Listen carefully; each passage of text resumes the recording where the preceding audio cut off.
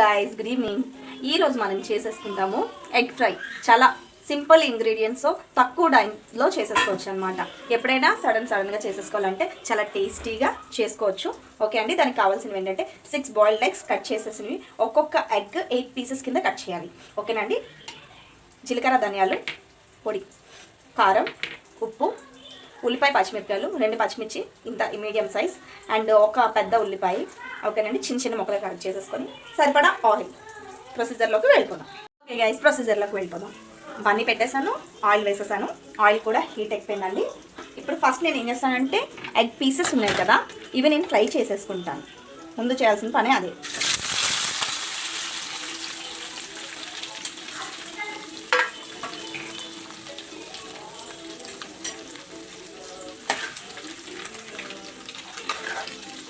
నెమ్మదిగా, ఎక్కువగా కలుపుకోకూడదు, కొంచెం నెమ్మదిగా కలుపుకుంటూ ఇలా ఫ్రై చేసేసుకోండి. గైస్ చూసారా, ఇలా కలర్ ఇలా వస్తుంది చూడండి. అది ఎగ్ ఎల్లో ఉంటుంది కదండి, అందువల్లే అలా నురుగులా వస్తుంది. మీరేం కంగారు పడవద్దు, అది కూడా ఫ్రై అవుతుంది అనమాట ఇలా చేయడం వల్ల. అలా అది ఫ్రై అయితే ఆ స్మెల్ మాకు నచ్చదు, అలా మేము తినలేము అనుకుంటే ఓన్లీ ఎగ్ వైట్సే మీరు ఫ్రై చేసుకోండి, ఏం పర్వాలేదు. అలా అయినా బాగానే. ఇలా మొత్తం ఎగ్ అంతా తీసేసుకుంటాం. ఫోమ్ అందులో మీకు ఫోమ్లా కనిపిస్తుంది, ఇందులోకి వచ్చాక మొత్తం ఆయిల్గా కన్వర్ట్ అయిపోతుంది. లైట్గా ఆయిల్ వేసేసుకున్నాక ఇప్పుడు ఆల్రెడీ వేడిగా ఉంది కాబట్టి తొందరగానే వేడైపోయింది. Onions, chilli వేసేసుకుంటాం. కొంచెం కరివేపాకు వేసుకున్నాం.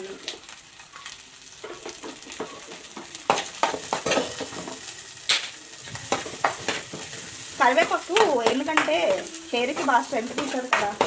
చూసారా అండి, మొత్తం ఫ్రై అయిపోయింది. ఇప్పుడు మొత్తం వేసేసుకొని అంతా కలిపేసి ఒకసారి మిక్స్ చేసేసుకోండి.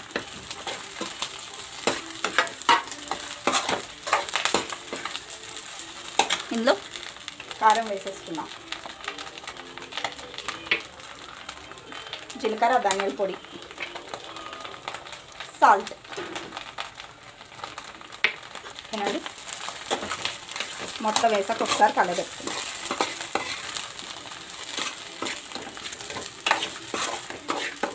చాలా చాలా బాగుంటుంది తెలుసండి, ట్రై చేసి చూడండి.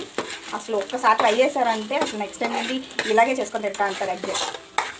ఎగ్ కర్రీ కంటే కూడా చాలా బాగుంటుంది. చూసారా అండి, ఓవరాల్గా అయిపోయింది. టేస్ట్ చేసేద్దామండి. చాలా చాలా చాలా మంచి స్మెల్ వస్తుంది. ఒక్కసారి టేస్ట్ చేసేద్దాం.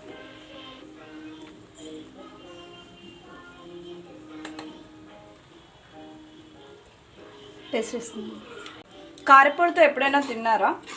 జీలకర్ర కారపొడి ఇలాంటి వాటితో ఇది తిన్నట్టయితే కొంచెం మీకు అలా పొడి వేసుకొని తిన్న ఫీలింగ్ వస్తుంది.